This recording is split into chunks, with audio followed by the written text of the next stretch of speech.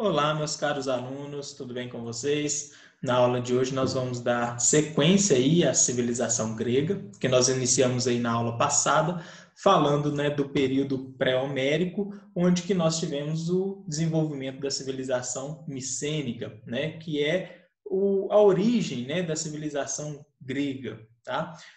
No período pré-homérico a gente também, viu sobre a civilização cretense ou civilização minoica, aquela civilização que se desenvolveu na ilha de Creta, que teve ali como lenda, relacionada à sua civilização a lenda do Minotauro.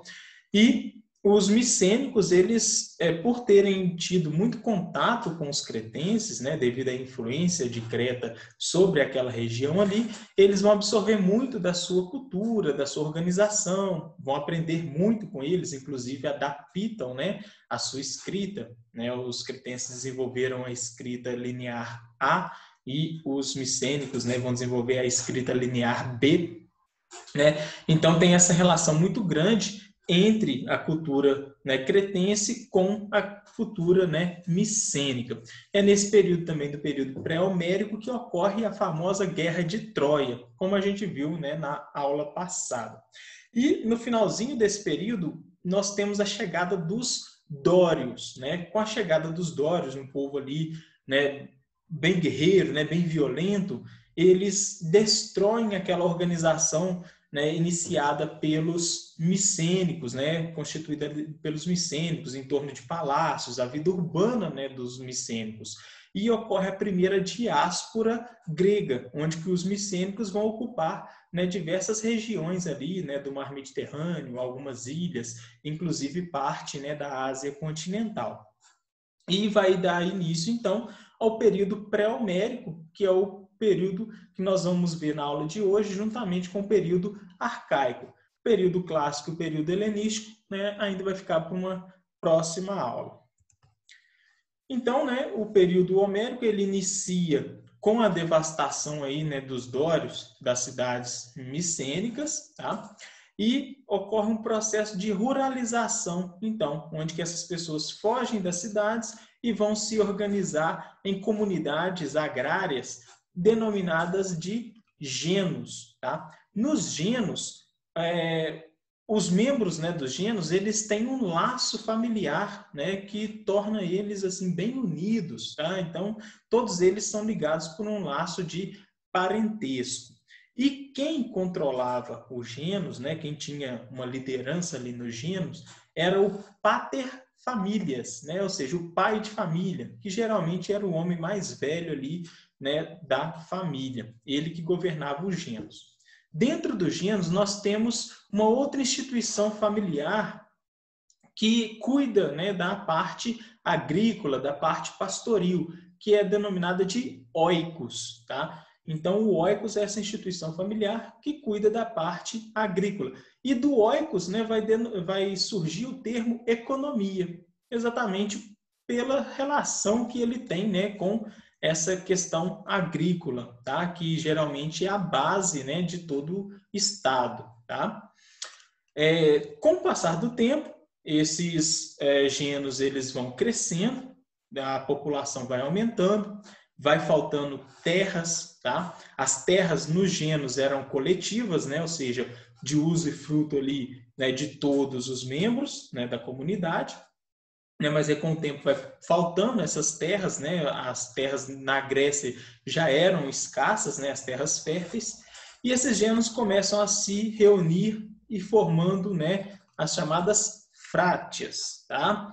E essas frátias depois vão surgir, vão continuar crescendo, se expandindo e formando aí as tribos, que depois vai ser denominada de demos, e desses demos nós vamos ter as primeiras polis, as polis que eram as cidades-estados, o que a gente conhece de mais institucionalizado, mais estabilizado da cultura grega, são as polis, como Atenas e Esparta, que são as mais famosas, mas nós tivemos várias polis, nós tivemos Coríntio, nós tivemos Argos, Tebas, enfim, várias polis, que são cidades-estados, que a gente já viu lá na Mesopotâmia, né, as características de uma cidade-estado. Elas são independentes, né, entre si, ou seja, tem suas próprias leis, sua própria forma de governo, né, tem sua própria moeda, sua própria forma de aplicar a justiça, né, então são independentes, tá?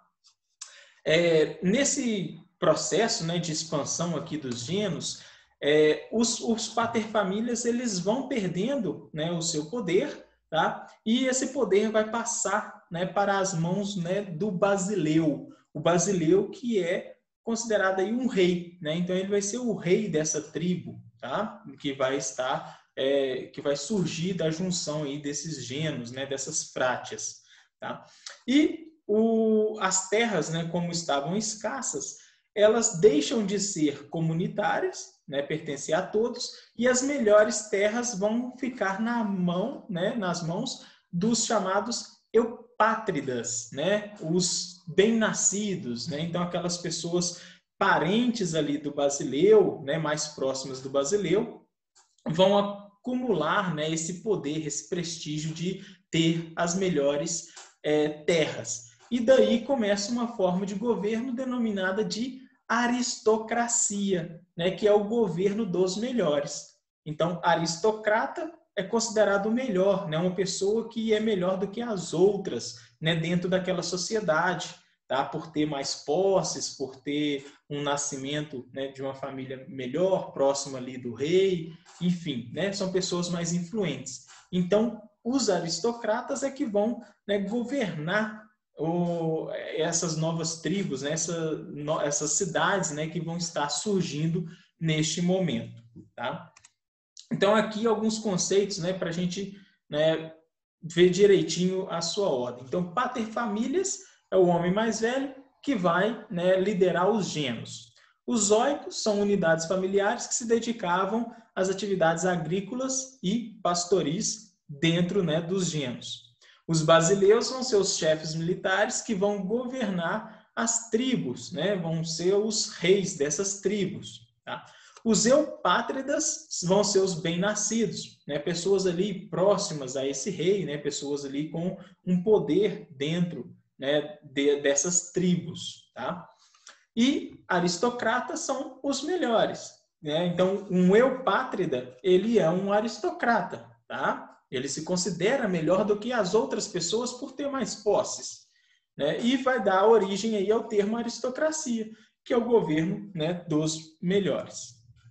Então, aqui um esqueminha para ficar bem claro, né, como que foi ocorrendo esse processo, né, de desenvolvimento, né, após a chegada dos dórios, né? Então, nós vamos ter aqui a formação dos genos, né, composto aqui pelos membros, né, de uma mesma família. Vários genos vai formar as frátias, né? As frátias vão formar as tribos vão formar os demos, né? E os demos vão formar as polis, as cidades-estado. Então, dentre as formas de organização social do povo grego, podem ser citados como um primeiro momento os genos, né? Grandes unidades familiares com origem, né, ancestral em comum, né? Ligadas aí pelo um laço de parentesco, tá? Que ocorre aí no período homérico. E, no segundo momento, as polis, né? As cidades gregas, cidades-estados gregas, né? Que vão surgir devido ao grande crescimento demográfico, né, populacional, urbano e mercantil comercial. Então, devido a esse processo de expansão, a vida urbana ela vai começar a ser resgatada, né? Ela vai ressurgir essa vida urbana, dando origem aí às polis gregas, né? O período da formação, né, das polis gregas entra aí no período arcaico, tá? Então, o período pré-homérico, ou período homérico, ele é curto, né, nas suas características, né, que é essa característica dos genos e da formação ali das tribos, né, da liderança do basileu, tá? O período arcaico já entra aí com a formação, né, das polis. Por que a gente chama, né, de período homérico? Porque foi nesse período que o poeta Homero, né, vai escrever a Ilíada e a Odisseia, né, reunindo aqueles textos, né, que eram ditados, eram transmitidos oralmente, aquelas histórias que eram transmitidas oralmente, ele vai reunir em dois grandes livros, né? A Ilíada e a Odisseia, que vão contar fatos do período pré-homérico.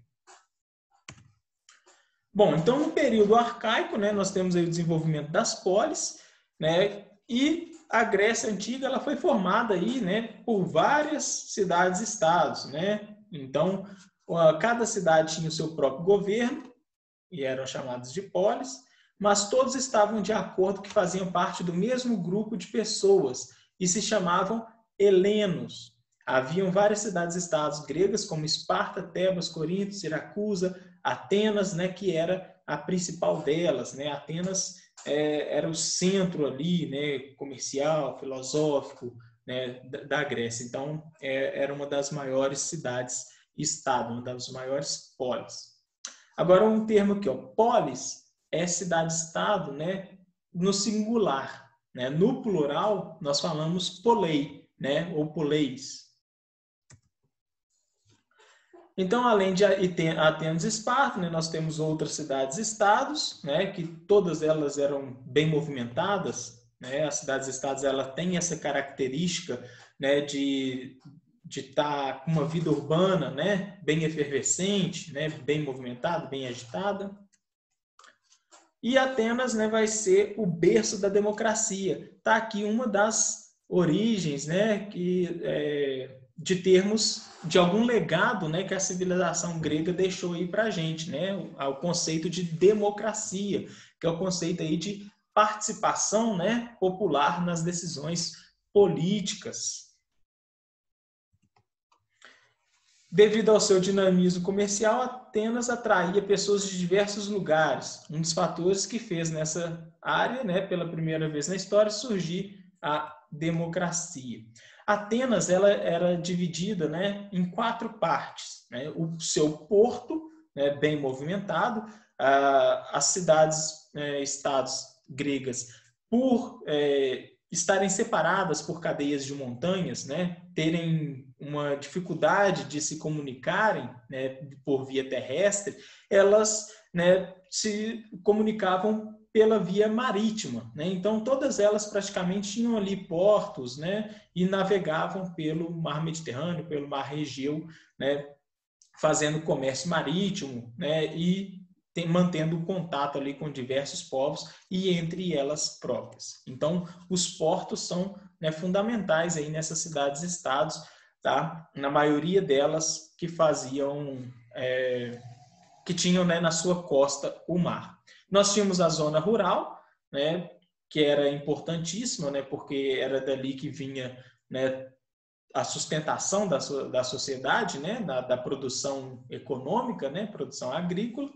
E na cidade mesmo, na zona urbana, nós tínhamos, né, 2 grandes divisões. Nós tínhamos a Ágora, que era uma grande praça pública, onde que eram construídos mercados, as feiras livres, e onde que acontecia as discussões políticas, né? Então, as votações, né, a vida política, né, da polis ateniense acontecia na Ágora. Tá? E nós tínhamos a Acrópole, que era a parte mais alta da cidade. Tá? Então, ela tinha um ponto estratégico, né, por ser mais alta, seria mais fácil, né, se defender ali naquela região ali. E a Acrópole ela também era o centro religioso, né, da polis. Então ela era toda murada e ela ficou muito famosa por ter o Partenon, né, construído, né, na Acrópole. O Partenon que era o templo dedicado à deusa Atena, né, a deusa Atena que era a protetora, né, a divindade protetora de Atenas. Todos eram iguais em Atenas? Não, tá? Como a maior parte, né, das civilizações do mundo antigo, em Atenas também existiam escravos. Tá?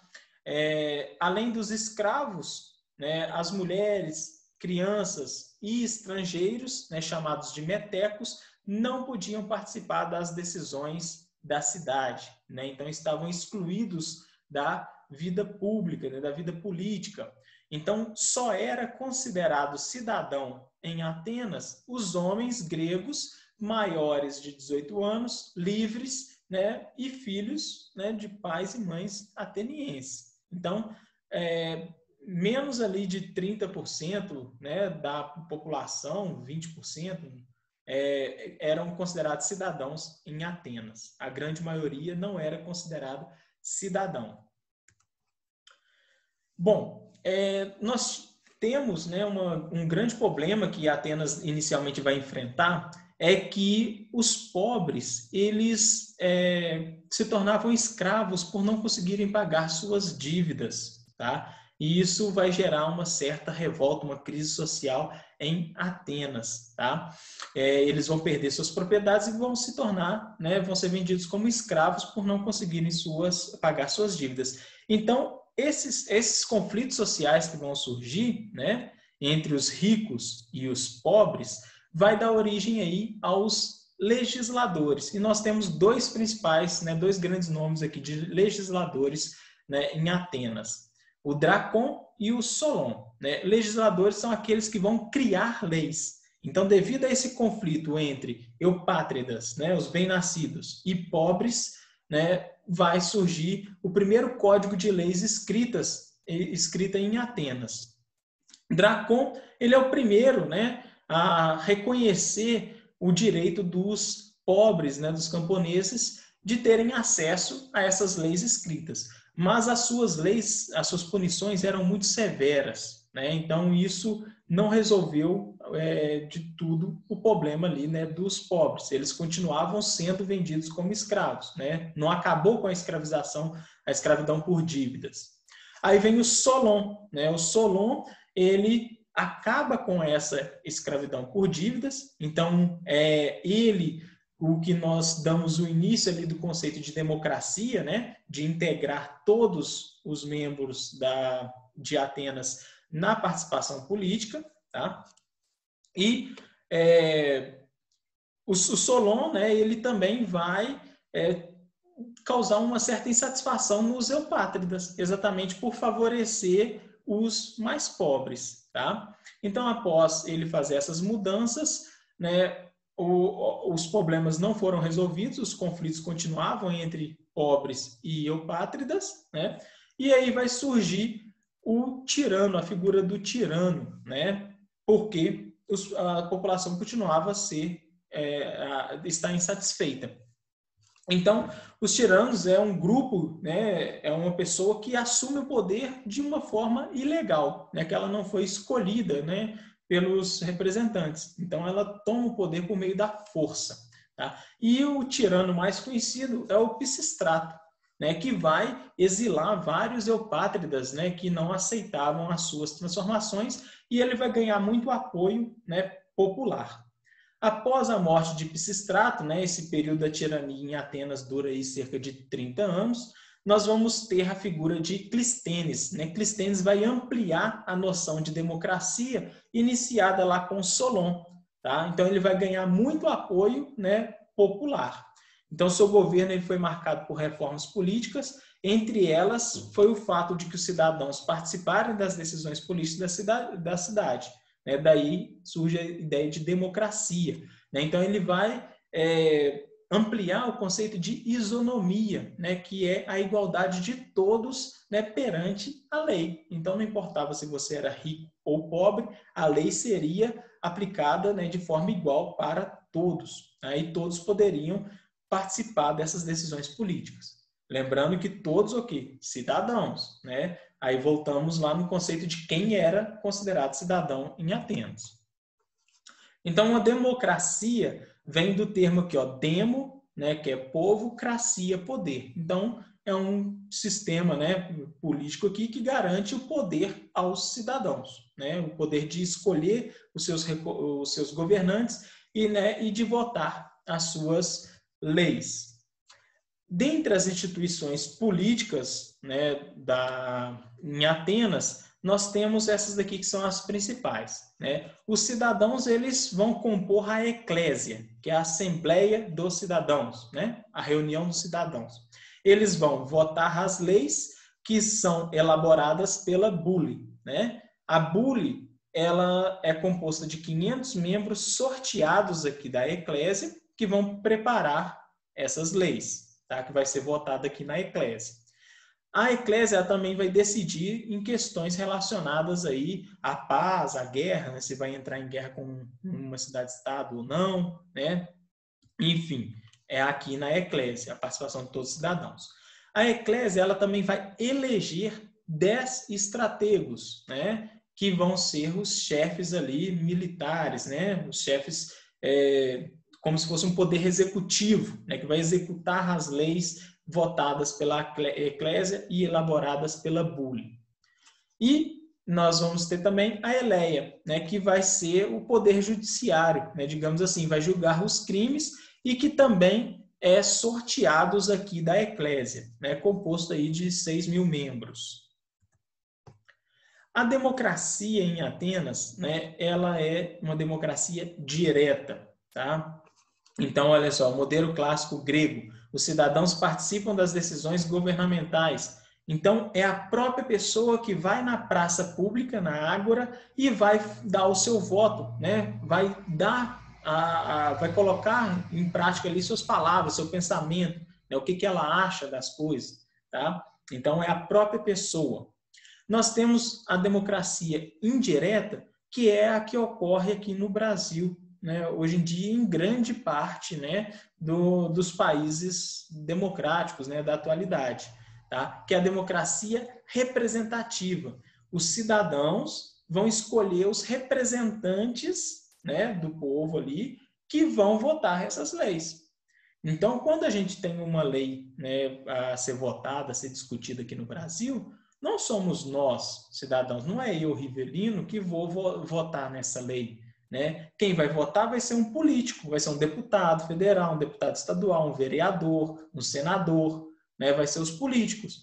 E esses políticos, quem escolheu foi eu, foi o pai de vocês, né? Foram os cidadãos. Então, eles são os representantes do povo. Por isso que quando a gente vota em alguém, a gente vota em alguém que, né, a gente pense que vai votar semelhante ao que a gente votaria. Tá? E por que aqui no Brasil é uma democracia indireta e não direta? Né? Sendo que a direta ela parece ser melhor, né? Eu ir lá e dar a minha opinião, dar o meu voto. É por conta das dimensões continentais do Brasil. Imagina o tamanho do Brasil, né? Se a gente for votar cada lei que nós temos, né? Todos os cidadãos, né? Nós temos aí 230 milhões de habitantes, mais ou menos, né? Vamos pôr metade deles aí de cidadãos, de pessoas que votam. Se reunir lá em Brasília ou em qualquer outra cidade para votar uma lei, né? Nós ficaríamos uma vida inteira para votar uma única lei, tá? Não daria certo. E nós temos a semidireta, né? Que os cidadãos eles escolhem seus representantes, assim como na indireta, mas tem alguns mecanismos que os cidadãos eles participam diretamente, como é o caso de um plebiscito. Aqui no Brasil, algumas leis, se for de uma importância muito, muito grande, né, nós temos a participação de um plebiscito, que os cidadãos eles votam, né, nessa lei para tomar essa decisão. Né? Então, vai além, né, do discutido entre os políticos lá. E durante o governo de Clístenes foi criada aí a lei do ostracismo, né? Qualquer pessoa que ameaçasse a democracia, né, que tentasse tomar o poder, passar por cima ali das decisões do povo, né, teria o seu poder, né, político, né, a sua vida política ali anulada por 10 anos. Ele seria exilado de Atenas, né, e perderia os seus direitos políticos e os seus bens, né? Então, tem um ditado que chama cair no ostracismo, que significa cair no esquecimento, né? Porque ostracismo, a pessoa ficava 10 anos fora, né, da cidade, tempo suficiente para as pessoas esquecerem dela. Então, com isso, a gente finaliza um pouquinho aqui, né, sobre a polis ateniense. Na próxima aula nós vamos falar sobre a polis espartana, né, que tem características bem diferentes, né, de Atenas, e na última aula, né, nós vamos fechar esse conteúdo que é imenso, falando um pouquinho da cultura, né, do período clássico, dos conflitos envolvendo aí o mundo grego. Tá? Então, espero que vocês tenham gostado da aula. Tá? Qualquer dúvida, vocês, né, me perguntem. Um grande abraço para todos.